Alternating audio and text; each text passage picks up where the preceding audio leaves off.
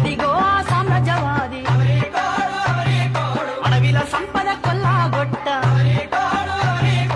ఆదివాసుల నెల్లాగొట్ట అడవి చుట్టూ కందకమేసి ఆ కొండలు గుట్టలు నావంటుండు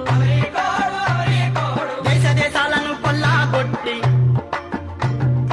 దేశ దేశాలను కొల్లాగొట్టి ఇండియా మీదికి వస్తున్నాడు. అందుకే ఇక్కడ అమెరికన్ సామ్రాజ్యవాదిని అడుగు పెట్టనీయం. ఇక్కడ గాలి నీరు చెట్టు పుట్ట సంపద మాది.